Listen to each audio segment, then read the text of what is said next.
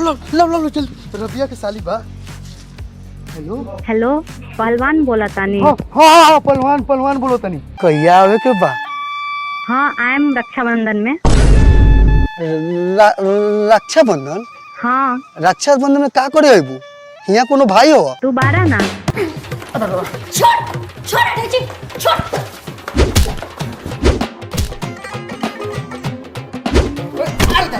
हम कहाँ गए अभी नहीं खिलाए के खाना पका के खियाई तोर बाप आय बाप वो तो 5 साल पहले लकड़ी पे जोर के पाके लो।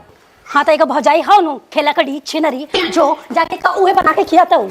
ई बात हमरा से बर्दाश्त ना हुई केंगे लांछन लगाओ त हमरा पर सोच नहीं आ। ए छोड़ जाए दे लगावे दे तू खेलकड़ी छिनरी बारे की तोरा आन लागत। चल बैठ जाए में लेट होई एक निकल लरे दे। आ कहा गनी नहीं खे जाए के तई के पैसे कौरे से न कमजोर बानी लेकिन प्यारवा कितना करी ले। तोरा ऐसन प्यार पर ना अपना लइकवा से छिड़वा दे। अब तू जेबू तो जा लेकिन तोरा हमरा क्रिया बा तोरा मांगे से नूर के क्रिया बा। अगर तू चल जेबू त आज रात के हम मर जाए आ तू भोरे भोरे विधवा हो जेबू। हां ए चलबू त चला रोड पर टेम्पो लगल बानी रास्ता में आरो पैसेंजर उठावे के बा।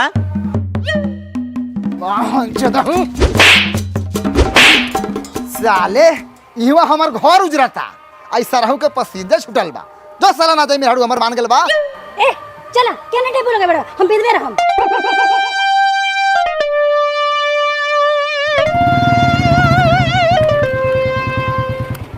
साले मेहरारू से लात खलन तइयो मेहरारू ना मानल। हम तो चलनी ससुरारी मेहरारू के लेके।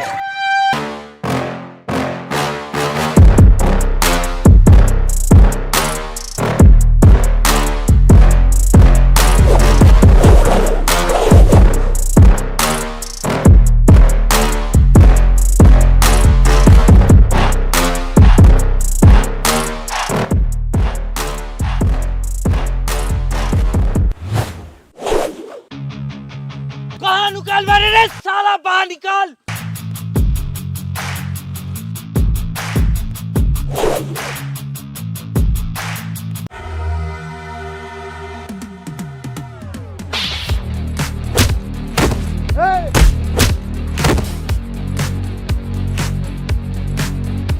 मार साला के।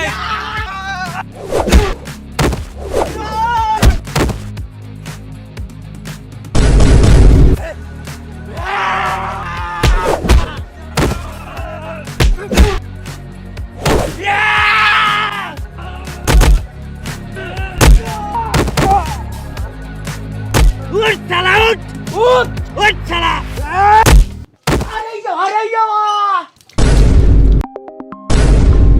अरे अरे बाप रे बाप का बिलवा होगी ना वंचा। ई सरवा दोस्त पहले सुता रहा था उठावे के नहीं आता घीच ला तो मोड़ले हमरा छाती पर। ओह पापा मीट ले ला सुमार हई सरो पलखा बखा मीट खाइबो जैसे तो कोनो काम ना दा बार नहीं खे दादू मीट।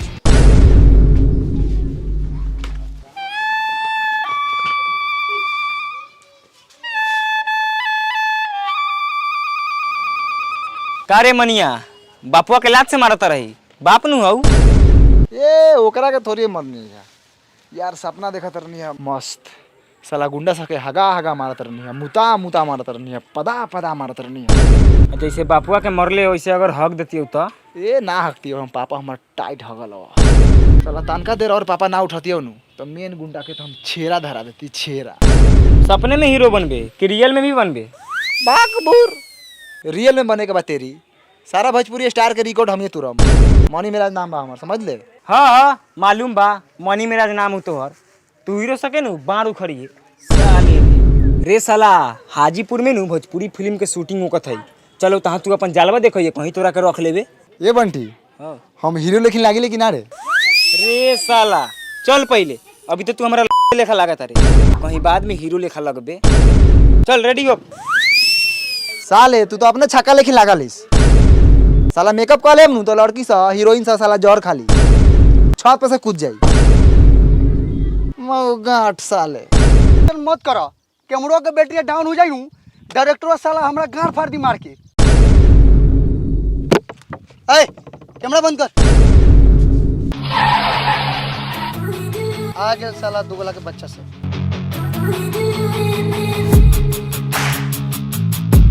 सरवा टोप्पा लगा के आवता लेक्चर साला। क्या हाल है मुन्ना जी? ठीक बा डायरेक्टर साहब। चलिए कैमरा स्टार्ट कीजिए जल्दी जल्दी। देखिए आ गए हमारे भोजपुरी के सुपरस्टार बलमुआ जी। साला कौआ बलमुआ। तो शूटिंग स्टार्ट हो खो। तो चली बलमुआ जी, सेटअप रेडी बा। चलिए। तो बलमुआ जी बोली डायरेक्टर जी। रउआ डायलॉग की बा कि भैया जी हमरा उगर गोली बंदूक से ना डराइले, हमरा उगर बहन से सच्चा प्यार करिले। ठीक बा। बोलनू ले हम। हाँ हाँ एक टेक में बोलेगा ही लड़का। ठीक चलिए बा। आप हम कैमरा स्टार्ट कराओ तनी। करिए करिए। कैमरा रेडी है? ओके सर।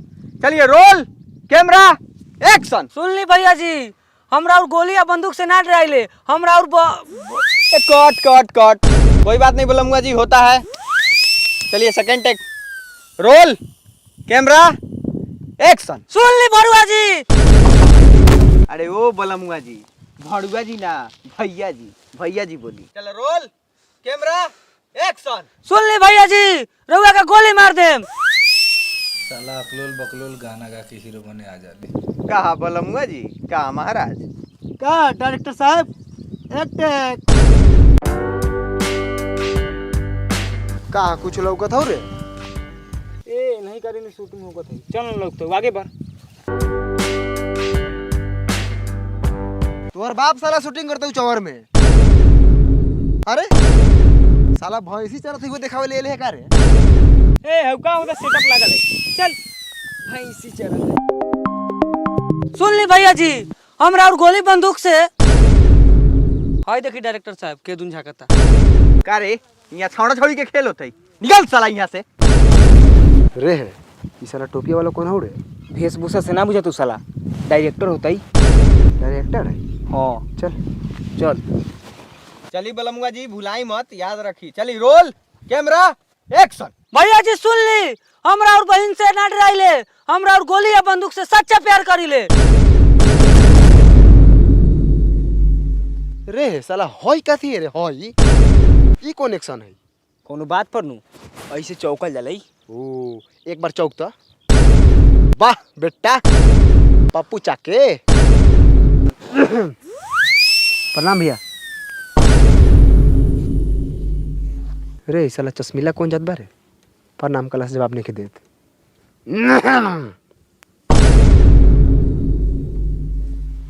का बलमुआ जी, खाली गाना गावला से काम ना चली, तनी एक्टिंगो सीखे के होई, तब नु सुपरस्टार हीरो बनम। डायरेक्टर जी एगो हमरो मौका दिया ना, ई पूरा डायलॉग याद बा। गाना गाने आता है रे तुमको? माधव बलमुआ जी ठीक से डायलॉग याद करल जाओ, डायरेक्टर अब खिसियाता। ना इनकी बोल देम। साला बड़ी लोलार हो रे। साला हमरा के गड़ियाले रहत नु त खड़े खड़े मुंह में मुद देती। सुई सुई साला सवेरे ही से भूखे प्यासे कुत्ता लेखन भूखतनी, अभी ले एगो टेक ना भेल। Role camera action. सुन ली भैया जी, हमरा और गोली बंदूक से ना डराइले, हमरा और बहन से सच्चा प्यार करिले। खीसा होई है। ए महाराज तनी एकरा के भाव में बोलू ना। जाओ पहले याद करके आओ। ओ भैया का हो बोल एने सुना ना। ना। अभी जो अभी शूट होई थी, बाद में ये एने सुना ना भैया, बहुत जरूरी काम बा। बोलना तो। एने आवो ना, बहुत मजबूर बानी हमनी के। एने आवो ना, तनका सुनाओ ना। बोल पैसा वैसा लगता हो? ना भैया पैसा वैसा ना लागी, हम बहुत दूर से आयल बानी। हमारे यहाँ से घर 15-20 किलोमीटर बा, लालगंज। तो हम का करियो? हमरो हीरो बने के बा भोजपुरी फिल्म के। हीरो बनबे? आ कोना गुण पर? हम अपना गुण पर, हमरा में 77 गो गुण बा। नाचे आवले, रोए आवले, मारे आवले। हम तो कोनो कोनो सरवा के गरियायो दिले, नाने में तारे के तार दिले बहन चोत। चल चलो भाग यहाँ से, भाग भाग यहाँ से। बलमुआ जी वाह। दाल भात के कौर बुझत रहा, हीरो बने अइयन। मुन्ना जी जी सर। उधर गार लिवा रहे का रे? सुनिए ना मुन्ना जी, सुनिए ना, बुलाइए ना उसको, डायरेक्टर साहब से बात करा दिया जाएगा। सीकरी उकरी पहना है सरवा, आज रात के दारू का जुगाड़ भी हो जाएगा। ए हीरो एने आओ। आओ आओ आओ आओ। ए बंटी बुलाओ तो जाई क्या? चल लेकिन रखता हूँ ना। तोरा फिल्म में काम करे के हो? हाँ हाँ करे के बा, करे के बा। पैसा उसा लियाल बारे? हाँ ले आल बनी, ले आल बनी। कितना? हाँ 40 रुपये भाड़ा लागेला, सर पे ला नहीं था 60 रुपये पे चल बा 60 रुपये 70 रुपया रे बूढ़ी फिल्म में काम करे ला 20-25 हजार लगता हो ना भैया नहीं खे ना हो, चल जो निकल। सुनो ना भैया हमारे पास सोनाटा के घड़ी बा लेना ला अच्छा लगता है पहन लो ऐसी करियो बचानी के लेकिन हमरा के डायरेक्टर सबसे बात करावा चलो ना हाई पहले ब्रासलेट लाओ। ले लो चल डायरेक्टर साहब से बात कराओ तू। चलो कैमरावा छोड़ के उधर गार लिवाने चल जाते हैं क्या आप? सर दुगो लड़का है, बहुत बढ़िया एक्टिंग करता है, बहुत मजबूर है, थोड़ा चांस दे दीजिए। नाम कथी है तुम्हारा? बताओ बता। मनी महाराज नाम है सर। इतनी भीतर कर। यहाँ कोनो आर्मी के बहाली में आया है। एक्टिंग आता है? हाँ आता है। और बलमुआ जी जो डायलॉग बोल रहे हैं वो बोल लेगा? हाँ बोल ले हम वो एक टेक में। एक टेक में? हाँ तनी बोलता। हर तो बंटी हमरा और गोली बलमुआ जी तनका साइड होकर जाओ। का है डायरेक्टर साहब से पूछ लिया का डॉक्टर साहब? जी बलमुआ जी रहुआ एने आ जाइल जाओ ओकरा के तनी बोले दू। एने आओ। मनी जी 1 टेक 1 चांस। तो रोल कैमरा एक्शन। सुन ली भैया जी हम राउर गोली बंदूक से ना डराइले हम राउर बहन से सच्चा प्यार करीले और राउर गोली बंदूक के डर से हम अपन सच्चा प्यार के नहीं भुला सकत।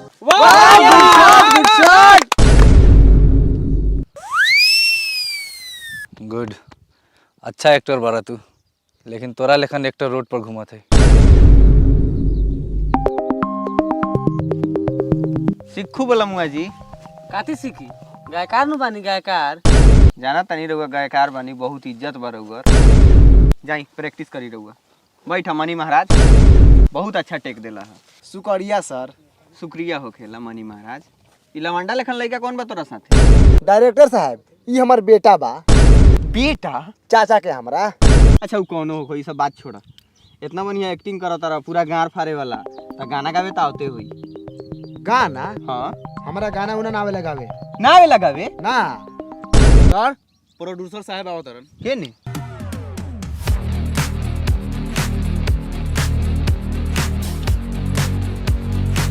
उठा तो बबू बैठल जाओ। अब राज जी आवल जाओ।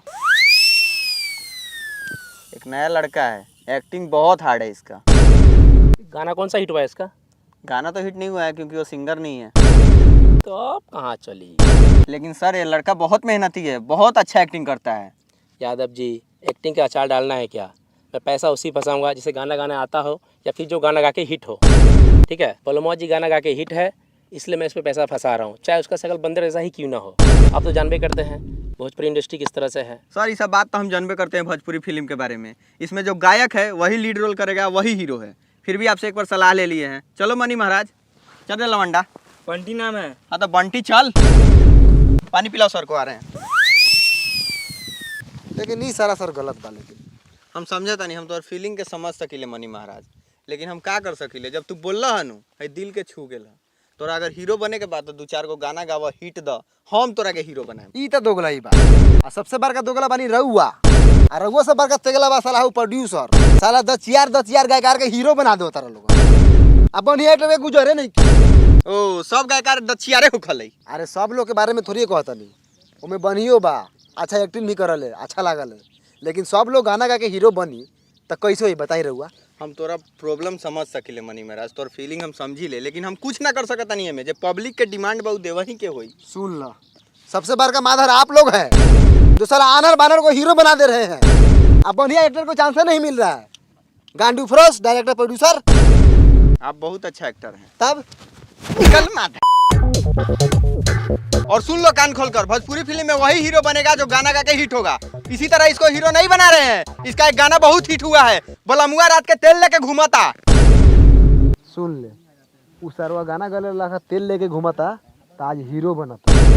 देख भाई अगर तोरा हीरो बने के हो तो वाला गाना गावे के होता आ तोरा गाना गावे आवल हो ना। हम गायम हम साला आज से गाना स्टार्ट करम भले हम साला फाटल बास लेकिन गाना गाई लेकिन गाना हिट करके रखम। चल सुन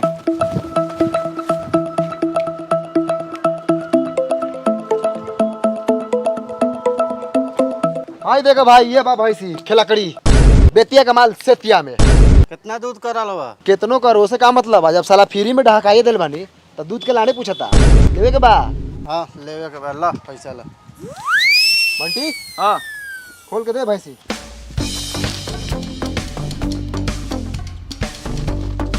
आई लो चल जा खुशी खुशी। भैंसी महारानी की जय। साला ये पैसा एक दिन भैंसी से सीधा BMW पे चढ़ाई। चलो देख हौवे स्टूडियो है भुवर भटियारा के एकदम मस्त स्टूडियो है। इनमें कई गोरा गाना गा के हिट हो गए। अब तू सुन ना, तू खाली गाना गाओ, खाली गाना गाओ, एक्टिंग पर तू ध्यान मत दे। ना दे हम एकरे बहन के। अगर तू गाना गा के हिट हो जाइबे नु, पूरा छा जाइबे यूपी बिहार झारखंड में, तो तोरा के कौनो एक्टिंग सिखा देबे। तेल मल तू तेल सरवा सौ। तू तेल के बात करत रे, हम तो सरसों से मालिश करवा मालिश। हाँ ठीक बा चल। ओ भुवर भटियारा। हाँ के बा? अरे गायकार है। जय लक्ष्मी माता गहकी आयल। हाँ बोलो। बोलो का थी गायकार है, गाना गाना है हमको, हीरो बनना है। हाँ ठीक है चलो आ।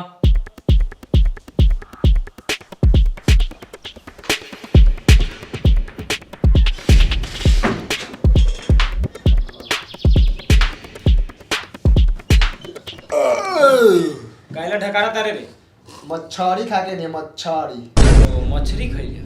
हाँ पहल के दिन में गावे के वही से खैनी है, यात्रा बन रही।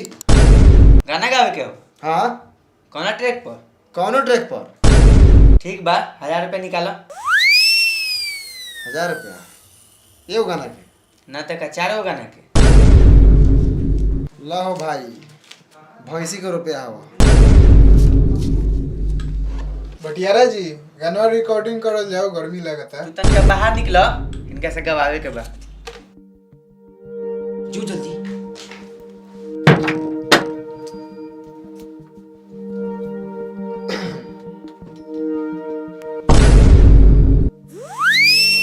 कोनो गाना याद बानू? तू अपना मन से गाना गावा, आवाज चेक करे के बा। चला गाओ। अरे काहे खातिर रतिया में रहुआ खेतिया करालू गहुआ के। अब भौजी खेला करे के रहे तोहरा तराई तू हमारा दलानी में। स्टॉप रुको। का भेल भुवर भटियारा जी, आवाज ठीक बानू? एमे आवाज के पता चलता, तनी सोलो गावा सोलो। इतना चिल्लात काहे बड़ा? ए मनी तनी सुनो गा सुनो। अच्छा ठीक बा ठीक बा।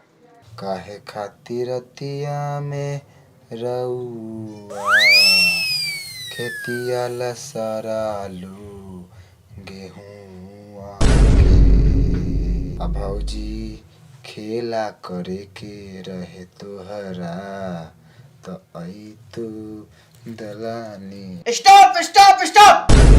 ई का गावत रे? गाना सोलो नु गावे के बात, सोलो गावत नहीं रे तेरी एके बार चिल्लाते रे सुअर जैसन, आ एके बार चिल्लाते रे मूस जैसन।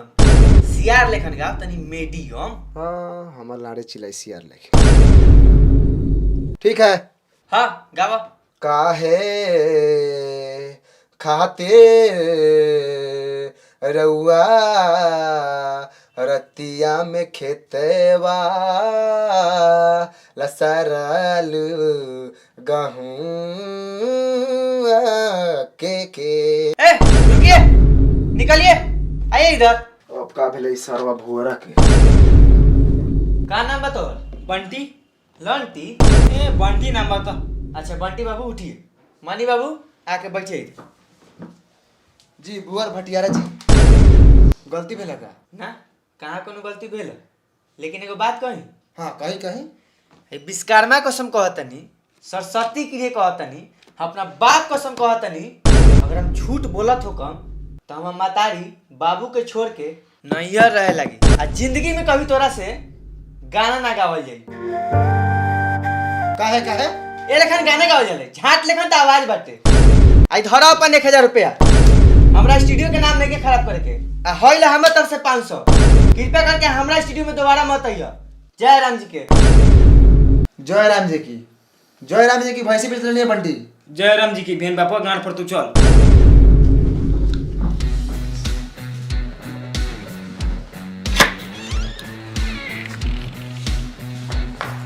हो गया सपना पूरा बन गए हीरो। चल घरे चल, भैंसी बेचले बरई, बापुआ मुर्गा के मीट ले लो तो खइबे ना। हम बिना मीट मछली के खानो ना खाइले, पता हो कि ना? आ पैसा फेर के भैंसी छुड़ा ले। ई सरवा सब बढ़िया बढ़िया गाना कैसे गा ले वाले रे? हमरा से गावले ना गेल है।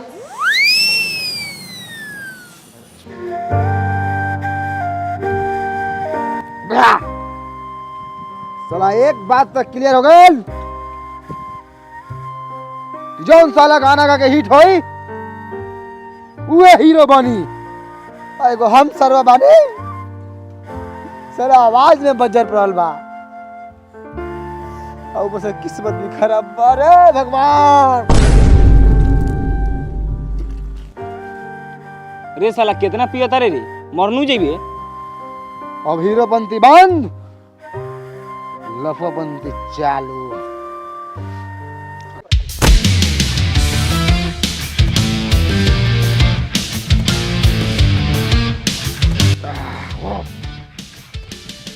चल बंटी।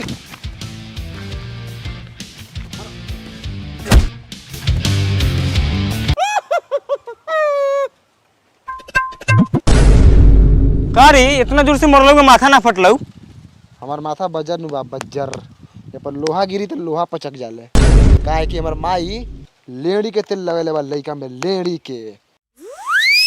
आई बुढ़ाट से हमको माथा फटेगा। ओए पापी। हे पापा नु हौ। ओ पापा, बिहान भैंसी द्वार पे चल आई, घास काटेगा, लेदी खिलाएगा, हीरो नहीं बनेगा बहनचोद। पापा अरे बस ये तारी पिया, हमरा ला एगो रपचिक लड़की खोजा, जनसंख्या बढ़ावे के बाद जनसंख्या।